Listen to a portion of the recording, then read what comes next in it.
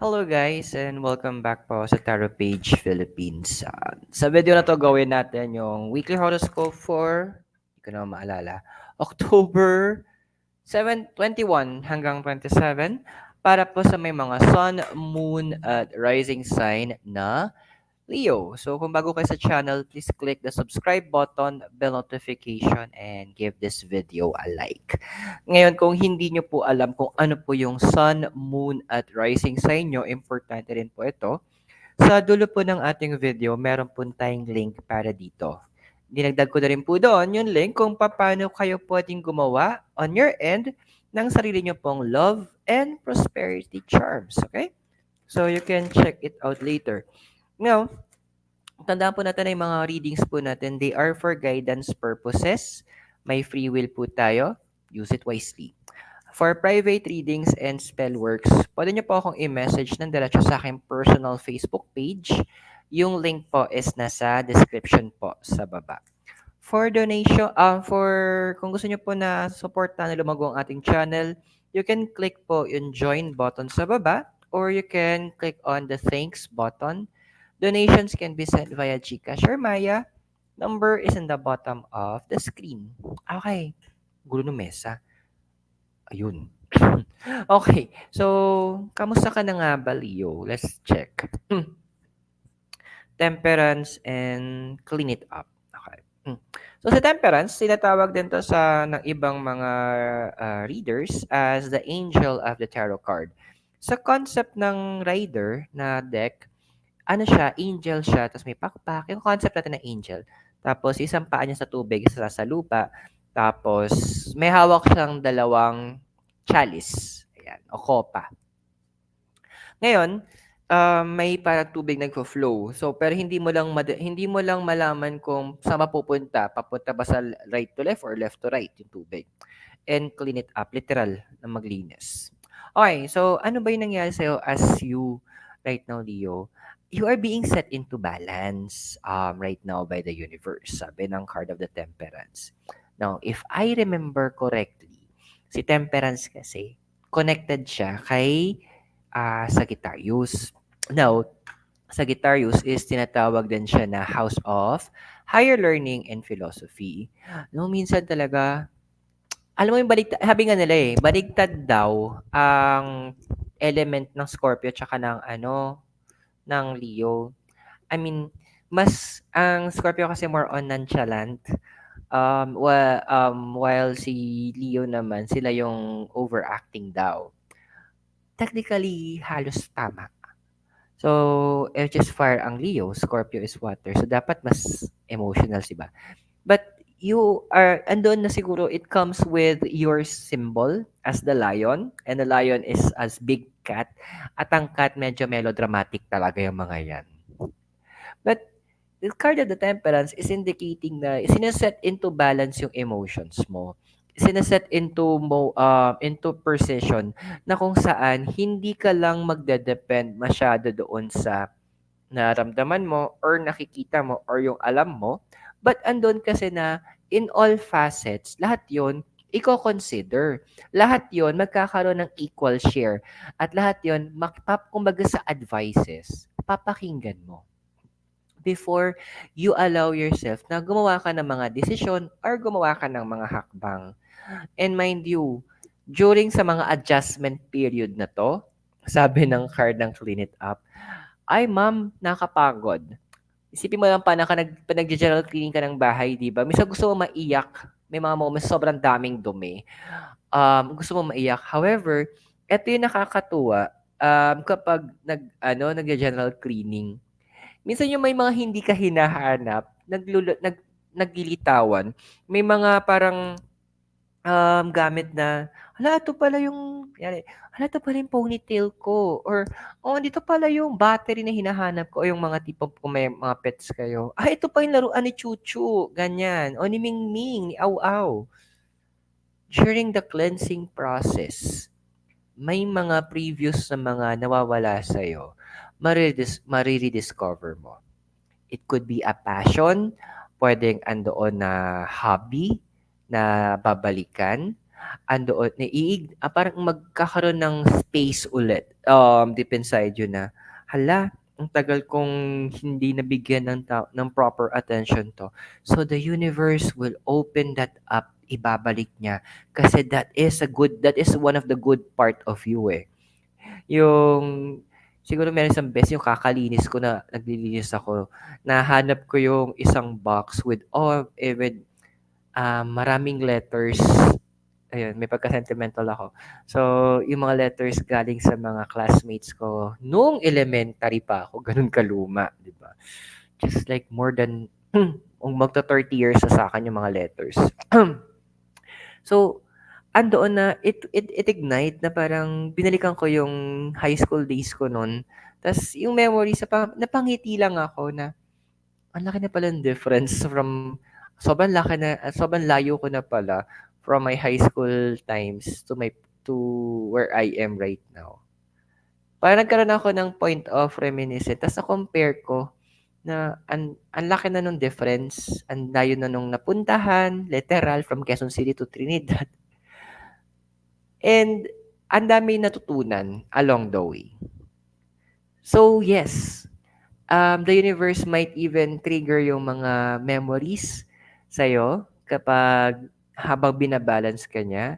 And it could bring you smiles, pero it could also bring you tears. Kung tears to ma-encounter mo, it's just the way of the universe balancing you. Ibig sabihin, hinihil ka sa part na yon. Ibig sabihin nun, nire-release ka niya. Ibig sabihin nun, binibigyan ka ng chance na makahinga ka or makuha mo yung wisdom mula doon sa mga past experiences na yun. Which is a good way for the universe to make us into a better person na. Pero ano ba nagko-cross sa'yo? Ace of Wands tsaka Chopwood. Ayan. Minsan talaga tama naman na ginagawa natin yung mga responsibilities natin. Tama naman na we find ways para ma-complete natin yung mga task natin, yung mga errands, mga gawain, yung mga kailangang kausapin, puntahan. Tama yon. But paalala lang din, kasi sabi din ng Ace of Wands and Chopwood, magbigay ka rin naman ng tamang time para sa mga important things in life. What are those important things? Besides doon sa mga personal hobbies mo, those are yung mga bagay na hindi pwede mabili ng pera, which is those precious moments kasama yung mga taong importante at mahal mo. Kasama si ba, sila yung nagbigay ng reason sa'yo para, um, para tumayo, sila yung nagbigay ng reason sa'yo para umangat ka, para magkaroon ka ng tamang desisyon sa buhay. Tama din naman na ginagawa mo yung mga tungkulin mo, pero 'wag naman puro yun lang. Hindi ka naman pinanganak sa mundong ibabaw para gumawa lang ng mga gawaing bahay o magtrabaho o mag-business. Kasi yung mga yan, it will always be there. Marami tayong responsibilities, marami errands, hindi mauubos yang mga yan. Pero yung moments na puwede nating gawin as special moments kasama yung mga taong importante sa'tin, we can never tell kung hanggang kailan tayo may available time para mag-create ng mga bagong memories kasama sila. So, the cards are binibigyan ka ng advice na, go ahead, spend time with them. Gawin mo yun kumbaga gawin mo siyang pamamaraan para madagdagan yung ngiti sa mga labi mo, na madagdagan yung, connection mo, madagdagan yung rason para maybe in a few years mababalikan mo yon, maybe in a few years sabihin natin may time na biglang down ka emotionally or marami kang problema or malungkot ka. Yung mga memories na kine-create mo ngayon, yun yung magbibigay ulit sa'yo ng ngiti. Yun yung ulit yung tutulong sa'yo para lumaban ka, para huhugutan mo ng lakas. So ngayon pa lang, start investing Sabi nga nila is, time spent with the loved one is a time well spent. Ako naman, time spent with my Mikay is a time well spent. Kaya minsan mas gusto ko sa bahay na lang kasama 'to. Ano ba yung ano mo, crown mo or desire card mo? So, meron tayo ditong Five of Pentacles tsaka Tribe. So, anong gusto mo? Magsa-solo mode mo tayo. Kasi five is about action eh. Tas Pentacles, Earth, anything physical. And then the Tribe. Well, you know what? The Tribe, this is about family kasi. Um, if you want to have, yung ima sa inyo na within the house of Rio na you're trying to fix your family, before you fix something else, fix mo muna yung sarili mo. Yung sinasabi nga nila na ang hirap magpatawa kung ikaw mismo malungkot ka. For a doctor, ang hirap magpagaling ng iba kung ikaw mismo may sakit ka. Kasi in ba, parang kung papasok, sabi natin yung doctor, sabi, meron siyang sakit. Sabi natin nilalagnat siya. Then pumasok siya, imbes na maging asset siya para makatulong doon sa may mga sakit, malaki ang possibility na magiging liability pa siya. And what does it need? The doctor needs also medication and rest. Same thing with you. If you want, gusto mong ma-fix itong mga bagay na to sa paligid mo, start with yourself. Five is a number of action, and this is a pentacles about earth, about the physical. Andun yung point na hindi mo dapat masyadong ginagawang busy yung sarili mo sa mga ibang bagay. Parang, kasi naging gawain ko rin dati pag may problema, magpapaka-busy na lang ako sa work. Ayoko isipin. Kasi isip ko, magkakaroon naman solusyon. But not all the time, ganun kapatid. Sometimes kailangan natin harapin yon para maayos, para ma-set into balance, para maipantay ulit. And that is what the card is saying. Ang dami mong nakita around you. Then start fixing within. Parang din sa bahay yan eh. The tribe. Paano ka ang hirap tumanggap ng bisita sa bahay mo kapag ang gulo-gulo ng bahay mo. So, you need to clean it up first. You need to make sure na, kaya nga mabait ka doon sa una mong card, di ba? Clean it up.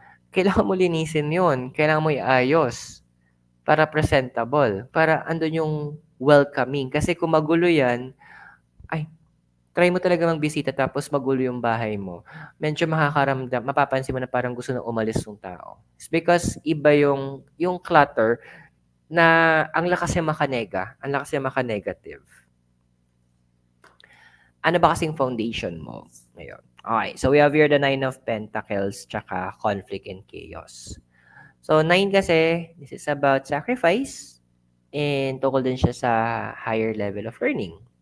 Pentacles, earth, or anything physical. Okay, tas chaos and conflict. Dude, Leo, eto a lot of you in this, in your house, meron kayong mga internal struggles. And not only that, andoon kasi emotional struggles. It could be, ito possible to, yung mga scenario, meron kayong conflict with someone that you value, or andoon na meron kayong misunderstanding with pwedeng colleague or basta katrabaho regardless ng position, or andun din na andun din na pwedeng kapitbahay, hindi kayo nagkakaintindihan, or you're not meeting, hindi kayo nakapagkita ng eye to eye. Bakit? With the chaos and conflict, bumabalik yon sa emotions mo. Bumabalik yon sa center ng being mo. Parang ano lang yan eh, yung ano, tawag dito, yung pag umiikot yung isang yung sa circle, kapag hindi maayos yung gitna, hindi well planted, di ba? Panagpin ka, tapos gagawa ka ng circle. Kapag hindi maayos yung gitna niyan, wobble-wobble yan, gumagulo-gulo, yung circle, sabog-sabog din. Hindi siya mukha circle, mukha siya magiging sunny side up na yan na hindi naluto ng maayos. That is what the card is trying to say. Yung foundation mo ngayon kung nasan ka. Medyo shaky, medyo magulo. So, how do we do it? What do we do? We fix it, di ba? 'Pag may sira, simple, ayusin natin. Kasi nga may sira, eh, ano bang response? Ano naman sisirain natin lalo? Or 'pag may sira, ikaw ba gagamit ka ng sabihin natin ng basong may crack? Of course not, kasi tatapon yung tubig. So, puwede nating i-patch 'yun para magamit ulit, 'di ba? Same thing din sa emotions mo ngayon. Anong meron sa emotions mo? Bakit ganito, Leo? Ano nangyari sa past? Nine of Swords tsaka Breathe. So, Knight kasi it's, ano to eh, younger male energy. So, Swords is air, about the mind and the intellect. Ayun nga. Um, paano ko ba ipuput yung words? Masyado naging aggressive in the past yung energy mo, na andoon na imbes na nagte-take time ka para i-consider yung ibang bagay, nagkakaroon ka ng mga rush decisions. May mga nabanggit ka or may mga actions ka din na sabihin na lang natin na hindi gano'n kaaya-aya. Tapos tina-try mo din i-justify. Siguro, sige, mapapalagpas natin yun kasi younger self mo yun eh. Pero kung itutuloy-tuloy natin yun hanggang ngayon, that is wrong.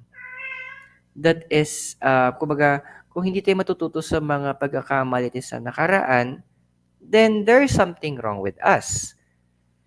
Parang sa pag-aaral, kung nung una kang bumagsak, sabihin natin bumagsak ka ng grade, kunyari grade 2 ganyan, nag-retake ka, then it's a second chance. Kumbaga, nagkaroon ka lang ng minor problems, so kino-correct natin. Puwedeng yung problem is external or siguro may, pero kung pangalawang beses, eh, bumagsak ka pa rin, meron ng problem sa'yo, puwedeng yung attention mo, hindi maayos or andoon na hindi ka nagbibigay ng tamang oras para matutunan mo yung kailangang matutunan. And same thing with you in the past. Sabi nga nila, eh, history will repeat itself. Actually, hindi. It will not. Nagre-repeat lang naman kasi ang history kapag hindi mo inalam yung lessons nung past. Kapag andoon na nineglect mo yung mga bagay na dapat kino-consider mo. Kapag andoon na hindi mo inintindi kung ano yung mga nangyari. So, how do you do that? This is my personal approach dyan. Tinitingnan ko siya sa dalawang anggulo. Nagkamali ako, may maling nangyari sa past. Ang una kong tanong, ano yung mga ginawa ko at sinabi ko na hindi dapat? Yun yung una. Doon ako magfo-focus, sasagutin ko siya on my end. Yung pangalawang question, ano yung dapat sinabi at ginawa ko na hindi ko naman nagawa? So, I will evaluate the situation. Dapat pala ganito, nagpakumbaba ako dito, ako na yung nag-sorry, mga ganyan. So, kumbaga, self-diagnose ako. Then from there, iintindihin ko, so ano yung basis sa mga sagot na to, ano yung mga bagay tungkol sa akin ang kailangan kong i-improve. Then doon ako magsa-start. Doon ako mag-fix ng sarili ko. If that method magre-resonate sa'yo at tingin mo makakatulong, by all means, gawin mo siya, Leo, to make yourself better. Kung hindi, may ibang method ka, and it's working naman, please continue doing that. Okay? Pero kung may method ka at hindi naman nag-work, mag-isip ka na bakit hindi nag-work. Okay? Baka it's time to approach it in a different way. Future na ikaw. So, meron tayo itong Six of Swords tsaka Fates. Okay. So, Six is about harmony and Fates. Ayan. So, kapalaran. So, Swords is about air, about the mind and the intellect. Alam mo, yung mga ino-overanalyze mo, malilinis din siya. Yung mga tipong masyado mong ini-internalize yung mga bagay-bagay. Ando naman tayo sa punto na bibigyan ka ng universe ng pagkakataon para bigyan 'to ng tamang linaw. Andun kasi na ano, eh, siguro sa ngayon, because of what happened in the past and the present tapos yung gusto mo pang yung desire mo pa, ano, eh, literal 'to na nililinis ka, eh, ano, eh, linis-linis din 'pag may time. Kumbaga sa ligo, may paghilod na nagaganap. Deep ano talaga 'to, deep tissue cleaning na yung gagawin na ng universe sa'yo. Kasi with the card of the fates, alam mo may mga target ka. There are things that na meron kang mga gustong i-manifest or gusto mong matanggap or mangyari sa life mo, and the universe needs you to learn first how to let go of the negativities. Now, the Six of Swords, ito, andoon na isa sa mga battlefield mo kasi ngayon is sarili mong utak. Ang dami mong iniisip, ang dami mong pinaplano. Kumbaga, plans upon plans. Wait lang, bakit mo kailangan i-stress yung sarili mo? Let's go back doon sa ano, doon sa nag-iisang prayer na tinuro ni Jesus. Ano yung sabi niya? Our Father in heaven, hallowed be thy name. Yung next phrase yun yung kailangan mo eh. Thy kingdom come, thy will be done on earth as it is in heaven. Why not ask? Ito yung magiging key point mo eh. Bakit hindi mo tanungin, God, ano bang plano mo para sa akin? Then shut up ka muna, then kinig ka. Universe, ano ba yung gusto mo magpara sa akin? Saan mo ba ako nililid? What is my fate? Ano yung kapalaran ko? Pero paalala lang ha, ang communication, two-way to. Hindi yung tipong ano lang, dahil puro ka lang yun, ikaw lang salita ng salita. Yun yung naging mali din natin eh.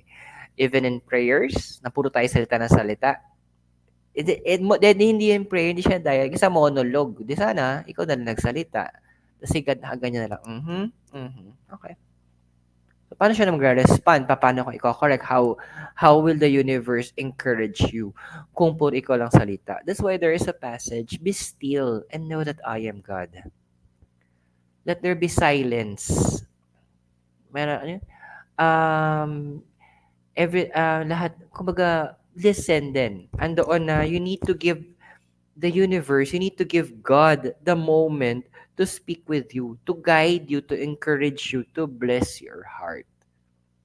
Yun yung magiging way para mapunta ka dito sa peace of mind na kailangan mo. Ni-stress mo eh. Sabi nga eh, I think sa book ni Isaiah yon. As far as the east is from the west, as far as the heavens and from the earth, so is the wisdom of God. Ganun kalayo. Kung ganun kalayo yung dalawang yon, ganun kalayo yung agwat ng kaalaman at karunungan ng may kapal kumpara sa atin. So why stress yourself when you can ask God, you can ask the universe, ano po yung gagawin ko? I think mas madali yon. Check natin yung physical, emotional environment, hopes and fears mo, and pwedeng future, at ano yung message ng mga deities. Physical environment. Ten of Pentacles, tsaka Yin. Okay, so si Ten kasi is about the end of the cycle. Tungkol din siya sa beginning of cycles. Completion. Pentacles, symbol of the earth, anything physical. And Yin, it is the female energy. So in the physical realm kasi ngayon, physical aspect, andoon na ano, na kasi 10 and so may beginnings to.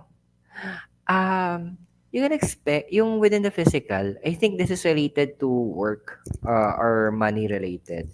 Andoon na, i-open ka ng universe or marami sa inyo, sa House of Leo, i-open ng universe into a path na kung saan it could give you additional income. So, kaya nga remember, pinapabalikan sa yung mga bagay na nagpapasaya sa'yo. It could be a hobby.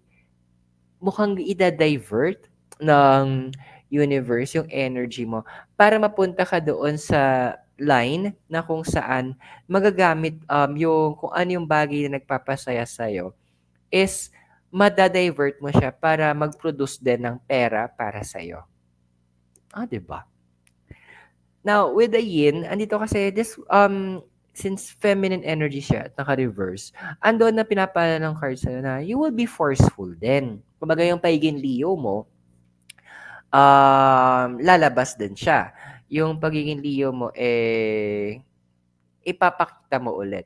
Kasi kapag may sinisimulan na isang bagay or sabihin natin na business, kailangan may isang spearhead na tinatawag. Siya yung nagli-lead, yung trendsetter, ayan. Siya yung tinatawag na game changer, na siya yung gagawa ng paraan para bumutas doon sa opportunity para mag-grab talaga. Para lahat ng remaining na pwedeng nakasunod or subordinates, makaka-flow din doon sa target mo. So yeah, in terms of work, some of you might even get a possible break. Bibigyan ka ng chance para patunayan yung leadership capacity mo, yung leadership capability mo. Then go ahead. If that yung opportunity na yon is nagre-resonate sa'yo, wag mo nang pigilan sarili mo. Go for gold na tayo dyan, kapatid. Ilaban mo na yan. Kumbaga, well, it's your time to shine. Yun yung mga gamit nating term for this part. Let's check naman yung emotional environment mo. 8 of Wands, tsaka not for you.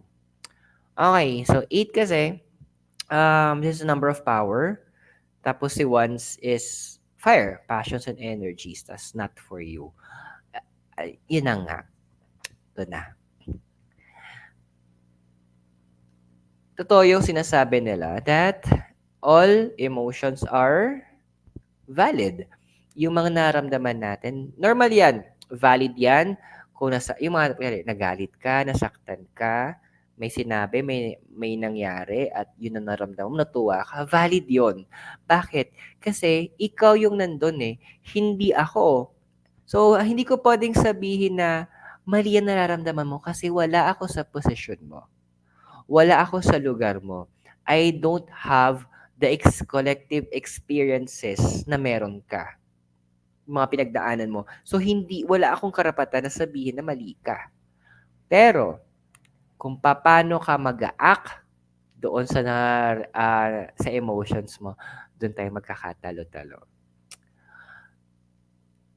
Mahaba pasensya ko noon. No. Mahaba pasensya ko. So, when I was a kid, there was example lang to. Bigla ko naalala. Nung elementary ako, so meron doon bully sa school namin. Malaki kasi siyang bulas. Ngayon, usually kasi ako, nonchalant lang talaga ako. So, nung isang beses, parang periodic, dalawa kami na nag-check ng test papers ng class namin. So, chine-check na yung paper namin na na-check na, tapos yung parang, check. Nagkaroon ng instance na lumabas, science room ako nun. I think grade 5 yata ako nun. Lumabas yung teacher namin para mag-CR, tsaka bumili ng foods namin. Ay, dumating talaga yung bully.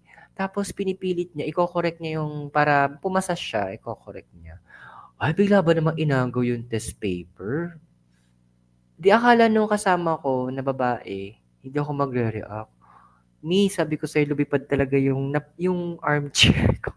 Yung armchair namin noon, bakal yung frames, kahoy, narapa yata, mahogany. Lumipad talaga.